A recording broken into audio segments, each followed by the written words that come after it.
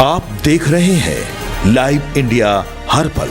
Live India में आपका स्वागत है। मैं अनिल सम्राट। केंद्रीय संसदीय मामलों के मंत्री किरण रिजिजू ने कहा है कि भारतीय क्रिकेट टीम का बहुत शानदार प्रदर्शन रहा, पूरे देश में जश्न का माहौल है और उन्होंने कहा कि मैं हमारे सभी चैंपियंस को बधाई देना चाहता हूं। उन्होंने आगे कहा कि संसद के बजट सत्र का दूसरा हिस्सा शुरू हो रहा है और जिसमें उन्होंने कहा है कि दुख की बात है कि इसकी शुरुआत लोकसभा स्पीकर के खिलाफ एक प्रस्ताव से हो रही है। उन्होंने कहा है कि हम इसका जवाब देंगे, लेकिन कांग्रेस को सोचना चाहिए कि वे संवैधानिक पदों और संवैधानिक गरिमा को गिराने के लिए कहां तक जाएंगे। खुशी से कोई सीमा तो है नहीं, खुशी का इतना ज़्यादा है। लगातार T20 वर्ल्ड कप जीतना ये तो बहुत शानदार प्रदर्शन रहा और पूरा देश में जश्न का माहौल है। मैं पूरा क्रिकेट खिलाड़ियों को, हमारे चैंपियंस को बधाई देना चाहता हूँ। आज से सेकंड फेज शुरू हो रहा है, मोशन जो लाया जा रहा है स्पीकर के अगेंस्ट। देखिए, आज संसद के बजट सत्र का दूसरा भाग शुरू होने वाले हैं। अफसोस की बात यह है कि उसका शुरुआत लोकसभा स्पीकर के खिलाफ में प्रस्ताव लाए हैं हटाने के लिए विपक्ष ने, विशेष करके कांग्रेस पार्टी ने। उसका तो हम जवाब देंगे, लेकिन कांग्रेस को सोचना होगा कि संवैधानिक जो पद होते हैं, संवैधानिक गरिमा होता है, उसको गिराने के लिए कितना और आगे जाएगा। कोर्ट को मानते नहीं है, कोर्ट का टिप्पणी को ये लोग क्रिटिसाइज करता है, इलेक्शन कमीशन का बात नहीं मानता है, कोई भी संवैधानिक संस्था है बात मानता ही नहीं, डेमोक्रेसी को मानते ही नहीं। कांग्रेस वाले एक ही परिवार को ही मानते हैं लोग। अब लोकसभा स्पीकर जो है, एक ही पद बचा था जिसको कांग्रेस पार्टी, मैंने सोचा कि इसको तो बख्श देंगे, उसको भी नहीं बख्शा। तो हम लोग जवाब देंगे अच्छी तरह से सदन में, लेकिन कांग्रेस पछताएगा। लोकसभा स्पीकर के खिलाफ में बिना कोई कारण और बिना सोच समझ के एक आदमी का जिद को पूरा करने के लिए स्पीकर के खिलाफ में जो प्रस्ताव लाया है उसको मुंह खाना पड़ेगा, लेकिन उससे बड़ा कांग्रेस पछताएगा और देश के लोग देखेंगे। राष्ट्रपति के खिलाफ जिस तरीके से उसका बाद में बात करेंगे। पहले आज लोकसभा स्पीकर का जो मामले है उसको हम लोग बात करके फिर बाकी इशू देखेंगे। वो बाद में मैं बोलूँगा। आज तो स्पीकर का उसको हम लोग स्टेटमेंट देने वाले हैं, दोनों सदनों में स्टेटमेंट देने वाले।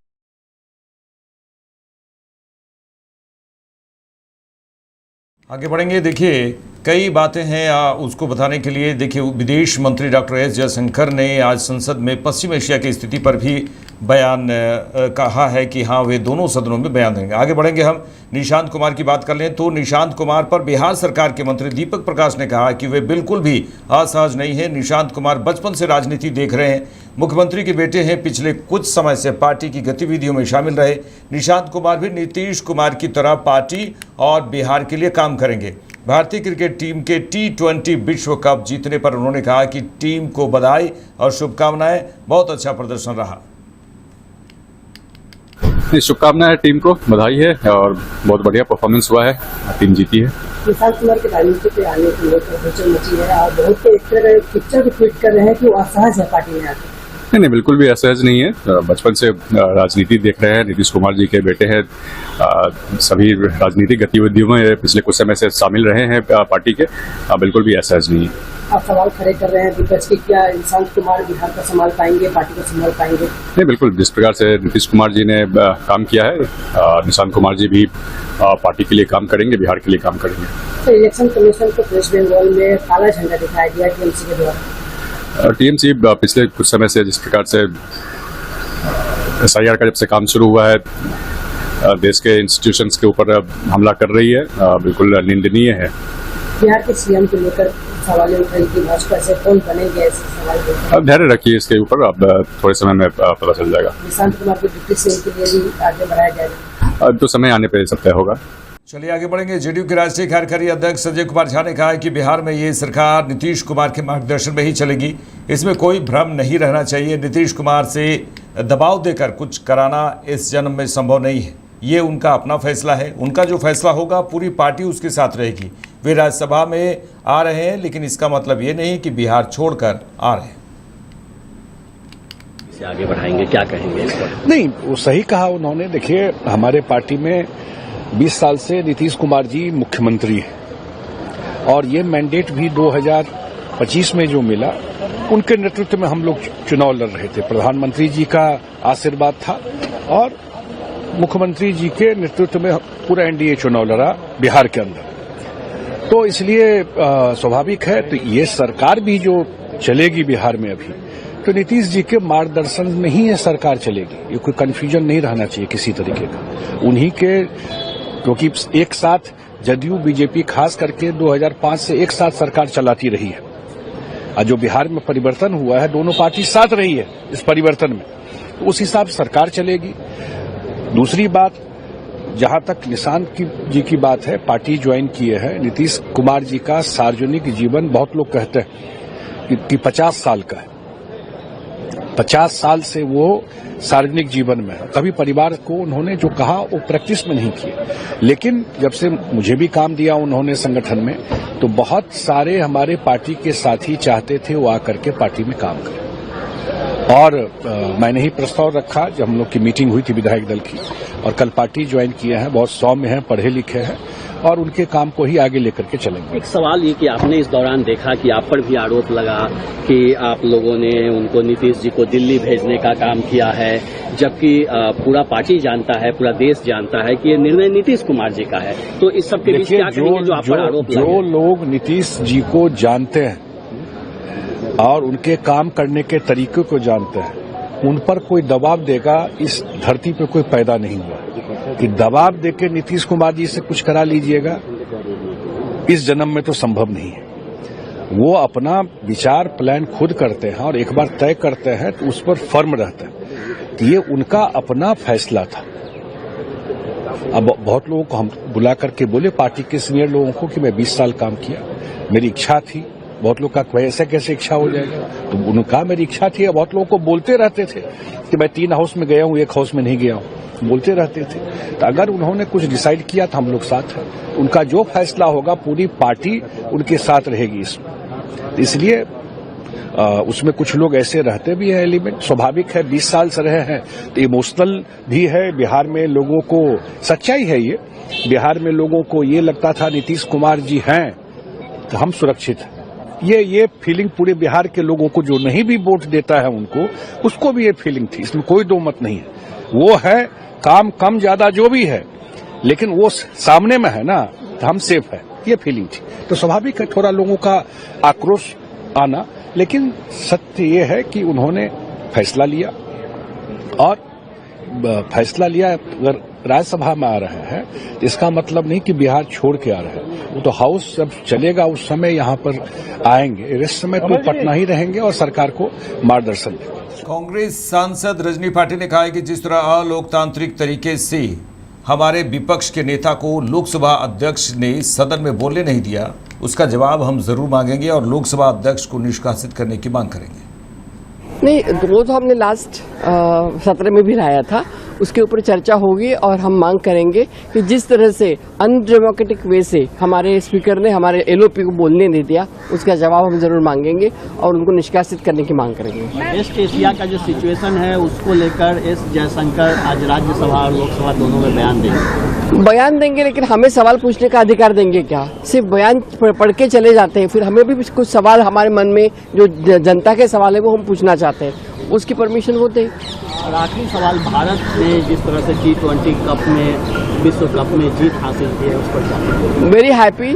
मुझे लगता है परमिशन दे दी ट्रंप ने जीतने की। आगे बढ़ेंगे। कांग्रेस नेता मणिकम ठाकुर ने लोकसभा अध्यक्ष ओम बिरला को हटाने की मांग वाले प्रस्ताव पर कहा कि लोकसभा अध्यक्ष निष्पक्ष होना चाहिए, वो नहीं हो रहा है।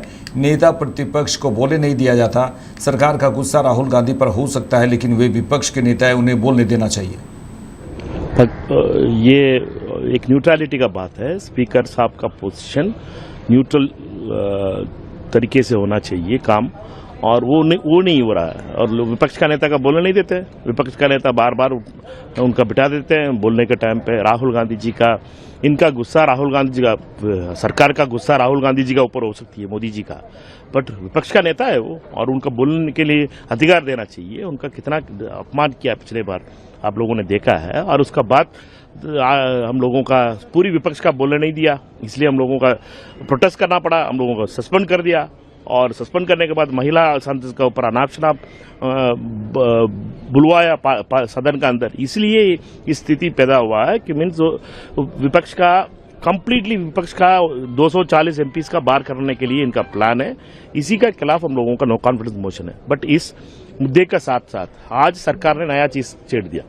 सरकार ने वेस्ट एशिया सिचुएशन के ऊपर स्टेटमेंट जारी करने के लिए बात किया, और आज अचानक के लोगों ने इसमें बिजनेस में डाला है। और हम लोग चाहते हैं डिस्कशन, हम सिर्फ पार्लियामेंट का नोटिस बोर्ड नहीं बनाना चाह रहे, हम पार्लियामेंट में डिस्कशन चाहते हैं वेस्ट एशिया सिचुएशन का ऊपर। इसलिए अभी इंडिया ऑपोजिशन लीडर्स का मीटिंग है 10 बजे कारगे साहब का ऑफिस में, उसमें तय होगा क्या रणनीति करना चाहिए लोकसभा में। केंद्रीय मंत्री गिरिराज सिंह ने लोकसभा अध्यक्ष ओम बिरला को हटाने की मांग वाले प्रस्ताव पर कहा कि दुर्भाग्यपूर्ण है, ये अबोध बालक, उन्होंने राहुल गांधी पर निशाना साधा और कहा है कि ये अबोध बालक संसद को चलने नहीं देना चाहते। अगर ये प्रस्ताव लाते हैं तो ये बेवकूफ़ी की हद की सीमा पार है। ये दुर्भाग्यपूर्ण है कांग्रेस का और विपक्ष का। ये अबोध बालक संसद को चलने नहीं देना चाहते। स्पीकर पर ऐसा नहीं है, लेकिन आज के एक्शन को देखा जाएगा कि वो मूव करते हैं, ये वापस लेते हैं। अगर ये मूव करते हैं तो मैं समझूंगा कि ये बेवकूफी की हद की सीमा पार है। अखिलेश यादव कह रहे विदेश नीति सबसे विफल दौर पे है। ये उनके सर्टिफिकेट की भारत बहुत विदेश सचिव और बहुत अच्छे ढंग से दुनिया के सामने भारत को प्रदर्शित कर रहे हैं।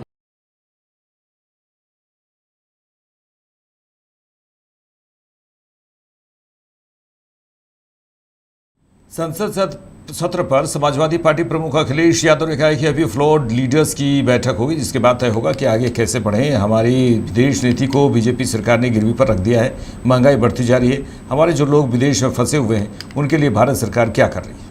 अभी फ्लोर लीडर्स की बैठक होगी तो उसमें तय होगा कि आगे कैसे बढ़ें। लेकिन इधर जो हमारी विदेश नीति है, भारतीय जनता पार्टी की सरकार में विदेश नीति को गिरवी रख दिया गया है। और जिस तरह महंगाई बढ़ती जा रही है, बहुत से हमारे भारतीय लोग जो उधर फंसे हुए हैं, उन्होंने कई त्यौहार नहीं मना पाए, होली भी नहीं मनी। अभी जो त्यौहार चल रहे हैं, रोज़ों के समय है, कितना संकट में गुजर रहा होगा। आखिर भारत सरकार क्या कर रही है। और सुनने में आया कि कई पत्रकार साथी जो प्रधानमंत्री जी के साथ गए थे, पॉलिटिकल जर्नलिस्ट, वो वॉर जर्नलिस्ट बन करके लौट रहे हैं, या हो सकता है अभी भी लौट ना पाए हों। तो ये भी मुद्दे हैं जो महत्वपूर्ण हैं। अभी फ्लोर लीडर्स की बैठक होगी, मैं समझता हूँ उसमें तय बहुत सी चीज़ें होंगी। बिहार सरकार के मंत्री रामकृपाल यादव ने निशांत कुमार के जेडीयू में शामिल होने पर कहा है कि निशांत कुमार ने कल पार्टी की सदस्यता ग्रहण की। उन्होंने संकल्प लिया है कि पिता या नीतीश कुमार के मार्गदर्शन पर चलेंगे, उन्हें पिता का सानिध्य मिलता रहेगा, जिससे वे संगठन को और धारदार बनाएंगे। उन्हें शुभकामनाएं। निशांत कुमार जी कल पार्टी की सदस्यता ग्रहण किया है उन्होंने। मैं समझता हूं कि अनिवार्य भी था, और उन्होंने संकल्प भी लिया है कि माननीय पिताजी हमारे जो थे उनके ही मार्गों पर चलूंगा, और अभी भी पिताजी का सानिध्य मिलता रहेगा उनको, ताकि वो संगठन को और धारदार बनाए और देश में अपना नाम, जैसे नीतीश कुमार जी ने स्थापित किया अपने कामों के बल पर, उसी तरह से ये भी अपने कामों के बल पर संगठनकर्ता के रूप में देश में नाम स्थापित करें। मेरी पूरी शुभकामनाएं उनके लिए। कांग्रेस के बीजेपी नेता दिलीप घोष ने कहा है कि निर्वाचन आयोग बंगाल में जल्द चुनाव कराने और मतदाता सूची जल्द तैयार करने के लिए काम कर रहा है, लेकिन ममता बनर्जी और उनकी सरकार चुनाव आयोग के कर्मचारियों का सहयोग नहीं कर रही है, जिसके कारण देरी हो रही है। उन्होंने कहा है कि क्या ममता बनर्जी सिर्फ धरना देने के लिए है? मई के बाद अस्थायी धरना देना पड़ेगा। देखिए, निर्वाचन कमीशन जो काम कर रहा है, बंगाल में जल्दी से जल्द चुनाव हो और वोटर लिस्ट फेयर हो जाए, जल्दी तैयार हो जाए, इसके लिए। लेकिन ममता बनर्जी और उनकी सरकार, उनके कर्मचारियों का लगातार असहयोग के कारण ये लंबित हुआ है और आज भी वो चेष्टा कर रही है। उसी समय 850 जो ऑफिसर मांगे थे चुनाव कमीशन, अगर मिल जाता तो ये सारा वेरिफिकेशन जो 60-70 लाख बाकी है हो जाता, और फिर बाहर से 200 मजिस्ट्रेट को मंगाना पड़ा। बंगाल में क्या है, पैसा आएगा दिल्ली से, चुनाव होगा तो आधा सामरिक बाहिनी आएगी या दूसरे प्रदेश से पुलिस आके यहाँ कानून व्यवस्था संभालेगा। और अभी देखिए, मजिस्ट्रेट नहीं है, कर्मचारी नहीं है, दूसरे प्रदेश से ला करके SIR को पूरा किया जा रहा है। तो ममता बनर्जी किस बात के लिए है? खाली धरना देने के लिए? मुझे लगता है कि मई के बाद तो परमानेंटली धरना देना पड़ेगा। मुख्य चुनाव आयुक्त ज्ञानेश कुमार चुनाव आयोग के अधिकारियों के साथ पश्चिम बंगाल कालीघाट मंदिर पहुंचे और कालीघाट मंदिर के बाहर लोगों ने मुख्य चुनाव आयुक्त ज्ञानेश कुमार के खिलाफ प्रदर्शन किया। देखिए तस्वीरें आप, ये कालीघाट के मंदिर के पास की तस्वीर है जहां मुख्य चुनाव आयुक्त ज्ञानेश कुमार पूजा अर्चना करने के लिए कालीघाट मंदिर पहुंचे हैं। लेकिन बाहर का नज़ारा दिख रहा है कि कालीघाट मंदिर के बाहर लोगों ने मुख्य चुनाव आयुक्त ज्ञानेश कुमार के खिलाफ ज़बरदस्त प्रदर्शन किए हैं और जमकर नारे लगाए हैं। वहीं ज्ञानेश कुमार ने इस दौरान मीडिया को बताते हुए कहा कि पश्चिम बंगाल के सभी भाई बहनों को मेरा नमस्कार, काली माँ सभी का भला करे। वेस्ट बंगाल के सभी भाई बहनों को मेरा नमस्कार। काली माँ सभी को भालो रखे। जय भारत, जय हिंद।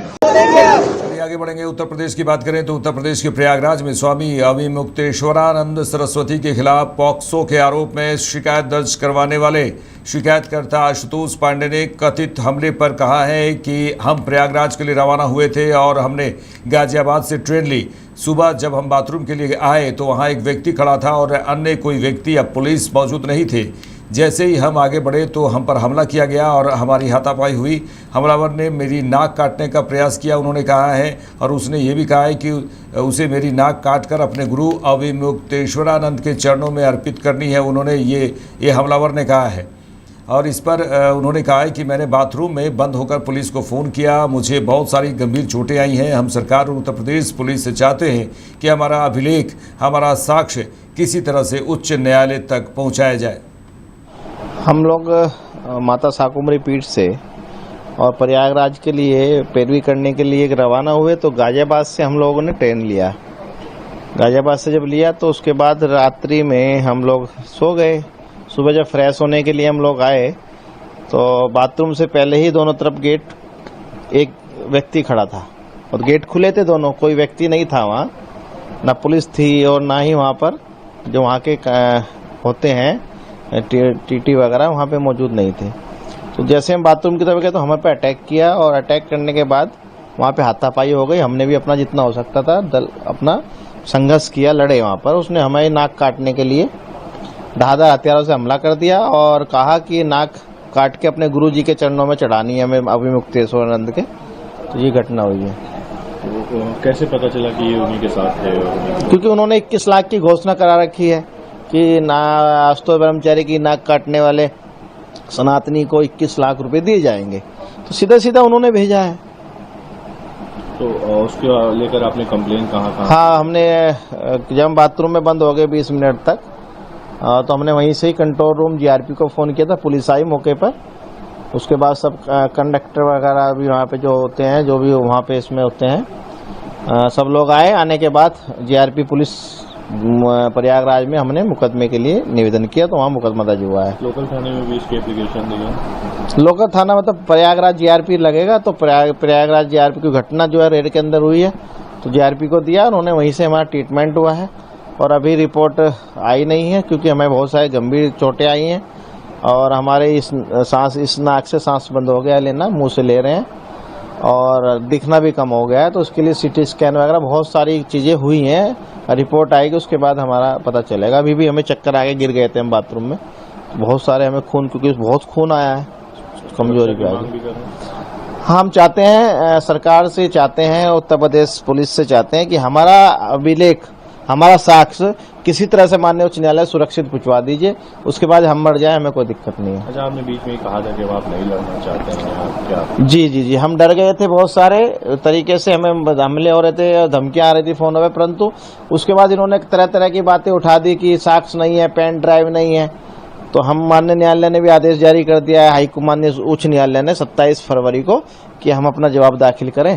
तो इसलिए हमें माननीय उच्च न्यायालय का आदेश पालन करने के लिए हम आए हैं। आज पुलिस को साक्ष्य आपने दिए हैं सारे? पुलिस को तो आज नहीं देंगे हम, पुलिस को ये तो दूसरा मामला है। हाँ, वो सब पुलिस ने लिया है, इसमें साक्ष्य की तो कोई आवश्यकता नहीं है, क्योंकि मेडिकल हमारा हुआ है, सब दिख रहा है, कितने चोटें लगी हैं, खून निकला है। जो वहाँ मौके के गवाह है उन्होंने दिया है, साथ वाले उनको गवाह दिया कि हाँ हमने सुना था, लड़ाई हुई है, सब कुछ हुआ है।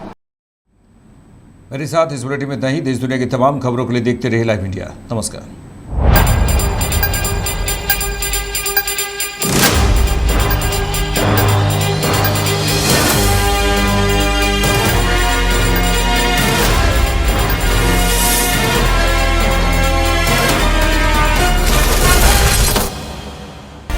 आप देख रहे हैं लाइव इंडिया हर पल।